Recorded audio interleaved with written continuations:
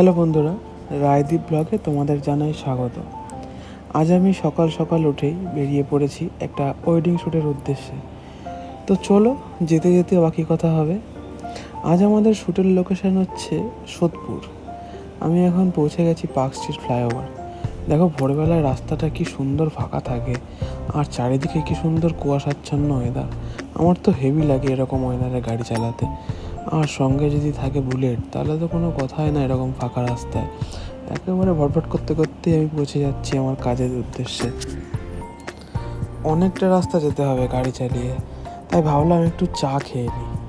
মাটির ভাঁড়ে চা, ওফ, এই সকাল সকাল মাটির ভাঁড়ে চা কী যে দারুণ লাগে খেতে বন্ধুরা, তোমাদের সে কি বলবো। তো চা ফা খেয়ে দেখো আমি লোকেশনে পৌঁছে গেছি। বাহ, বেশ সুন্দর সাজিয়েছে তো। চলো চলো, বেশি কথা না বলে উপরে যাওয়া যাক, নাহলে আবার দেরি হয়ে যাবে। ও বাবা, এ তো উপরে এসে দেখি এখনও কেউই আসেনি, কোনো ঠাকুরমশাইও আসেনি, কোনো জোগাড় যন্ত্র শুরু হয়নি। এদিকে ব্যাং আমার বসে থাকতে থাকতে একেবারে ঘুম পেয়ে গেল, দেখো না। এবার আমি ক্যামেরা বার করে একেবারে সেট করে রেডি করে নিয়েছি ক্যামেরা। এই যে আমার ক্যামেরা সেট করা একদম রেডি। এদিকে আমাদের গ্রুম দধিমঙ্গলে বসে গেছে। এখন এটাই সকালের রিচুয়ালসটা। তারপরে দাদাকে নিয়ে আমরা বেরিয়ে যাচ্ছি একটু বাইরে, সিঙ্গেল কিছু শ্যুট করতে। পোর্ট্রেট শ্যুট নিতে দাদা। তো চলো দেখা যাক। এই যে আমাদের ফটোগ্রাফার দাদা পোর্ট্রেট নিতে শুরু করে দিয়েছে। ওদিকে আমাদের আর এক দাদা ওটা ধরে দাঁড়িয়ে। তো আমাদের ফটোশ্যুট কমপ্লিট করে আমরা ওপরে চলে এলাম। এখন বৃদ্ধি হবে। বৃদ্ধি হয়ে যাওয়ার পরে আমাদের হবে গায়ে হলুদ। এই যে দাদাও বসে গেছে বৃদ্ধিতে। বৃদ্ধি সেরে আমরা চলে এলাম উপরে। এখন গায়ে হলুদ হবে। এখানে বাচ্চারা ফুল ছিটছে গায়ে হলুদে ছড়াবে বলে। গায়ে হলুদের শ্যুট প্রথমে দেওয়া আছে, দেখে নেবে। তো গায়ে হলুদ কমপ্লিট করে চলে এলাম খেতে। তো এই তো মেনুতে, দুপুরের মেনুতে ছিল হচ্ছে বাঁধাকপি, ডাল আর এই ধোকা। বিয়েবাড়ি থেকে ধোকা খাওয়ায় বলো। খেয়ে দিয়ে তো আমার এবার কি ল্যাদ লাগছে, যে পার্টনার ঘুমিয়েও পড়েছে। কিন্তু না, আমার তো ঘুমালে চলবে না। আমার তো এখন বিকেলের শ্যুট অনেক দেরি আছে। তো আমার মনটা এখন ঘুরু ঘুরু করছিল।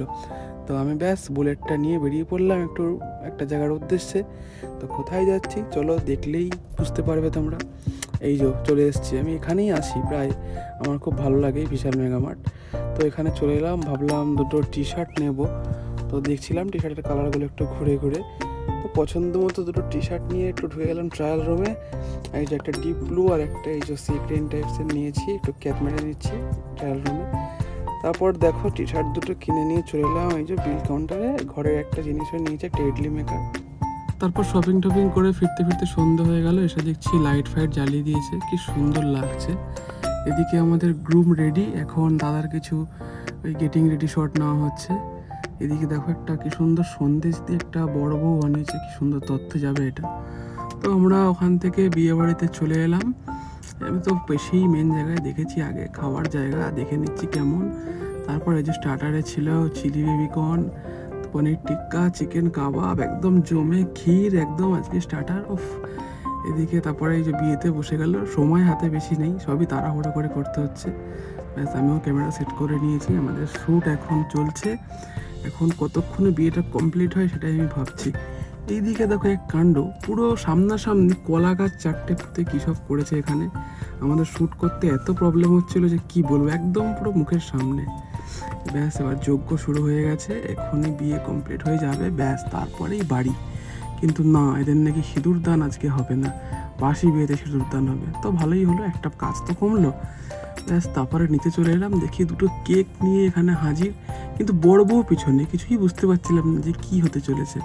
তারপর বুঝলাম এটা হচ্ছে আমাদের গ্রুমের দাদা বৌদি, তাদের আজকে অ্যানিভার্সারি ছিল। তো তারাই কেকটা অ্যাকচুয়ালি কাটার জন্য সেলিব্রেট করছিল।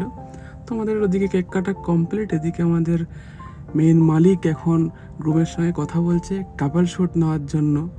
তো মোটামুটি সব ফ্লোর ফাঁকা করে দিয়ে আমরা এখন কাপল শ্যুট নেওয়ার জন্য রেডি হয়ে গেছি। এই যে কাপল শ্যুট নিচ্ছে আমাদের অভিজিৎদা। আমি তো একটু এই ফাঁকে আরাম করে নিচ্ছি, আর আমার পার্টনারও আরাম করে নিচ্ছে। আমরা সকাল থেকে খুব ক্লান্ত। ব্যাস তারপরে তো চলে এলাম একদম মেন জায়গায়। হ্যাঁ, হাসিটা দেখে বুঝতেই পেরেছো কোথায় এলাম। এই যে মা মনসা ক্যাটারার, এটা হচ্ছে আমাদের সোদপুরে। প্রথমেই চলে এলো হচ্ছে একদম বাটার ফিশ ফ্রাই, তারপর হচ্ছে পোলাও, একদম ঝরঝরে একদম পোলাও সাদা, তারপরেই চলে একদম দই কাতলা। হ্যাঁ, তারপরে দেখো না চিংড়ি মাছের ভেতরে কাঠি ঢুকিয়ে দিয়েছে খেতে, একদম গলদা চিংড়ি। ব্যাস, বেশি কিছু খাইনি। মাংস আমি খাই না বিয়ে বাড়িতে। শেষ পাতে সন্দেশটা নিয়েই খাওয়াটা শেষ করলাম।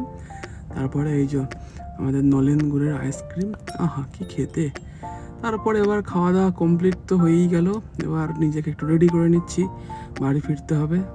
এই যে আমরা এখন বেরিয়ে যাচ্ছি। দেখতেই পাচ্ছ একেবারে সব রাস্তাঘাট ফাঁকা হয়ে গেছে, একদম চারিদিক অন্ধকার। একদম এখন প্রায় 2টো মতো বাজে। আমি এবার একা একা ফিরছি বাড়ির দিকে। রাস্তা তো একদম ঝকঝকে ফাঁকা। ব্যাস, বলতে বলতেই সামনে দেখি লরির ভিড়। এটা হচ্ছে আমাদের বিটি রোড। কি লরির লম্বা লাইন পড়েছে। তারপরে রাস্তাটাও খারাপ ছিল, পিচগুলোকে তুলেছিল, ওই জন্য রাস্তাটা এত বাজে ছিল। দেখো না, একটা করে লরি যাচ্ছে, পুরো মানে ধুলোর ঝড় বয়ে যাচ্ছে, গাড়ি চালাতেই পারছে না, এত প্রবলেম হচ্ছে গাড়ি চালাতে। রাস্তাটার মধ্যেও গাড়ি খালি স্লিপ খাচ্ছে, যেহেতু পিচগুলো তুলে দিয়েছে। যা হোক, কষ্ট করে বাড়ি চলে এলাম।